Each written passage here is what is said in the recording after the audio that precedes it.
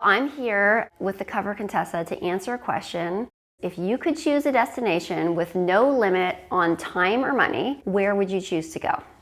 I have two kinds of travel I like to do. I love to see huge, busy cities because they all have similarities and yet there's something unique about each one. Aside from cities, I really love vast, desolate, gorgeous, empty stretches of nature. That's a little bit evident in the Seeker series, which begins in the remote highlands of northern Scotland and then moves to Hong Kong, which in the book is a sort of very busy, a little bit dark, kind of futuristic city, because the whole series is actually set slightly in the future, but in a world that mixes in these sort of medieval aspects of life into a modern world. I kind of like those two ends of the spectrum, the modern and the ancient. I would love to go first to Mongolia, because deep in Mongolia, you can still find vast reaches of untouched land where the original native peoples still live, herding reindeer and living in their traditional shelters that they can pick up and move with the seasons. And also they still hunt with golden eagles, which can actually take down an animal as big as a deer. I think it's amazing that they're able to keep this way of life even today, and I would love to see that. The second place I'd like to go is the west coast of Norway. Now, Norway has a huge coastline, some of it very, very far north. It is just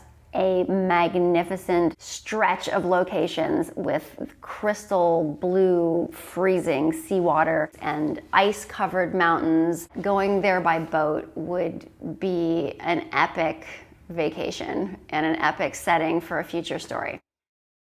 Seeker is the story of three teenagers who've spent most of their lives training for what they think is a noble purpose, to be seekers, only to discover that their families are actually turning them into assassins. In Traveler, as they try to break away from this fate, or maybe embrace it, they discover that the world of seekers is larger than they'd realized, and they become entangled in a plan begun generations ago that immediately threatens their very survival.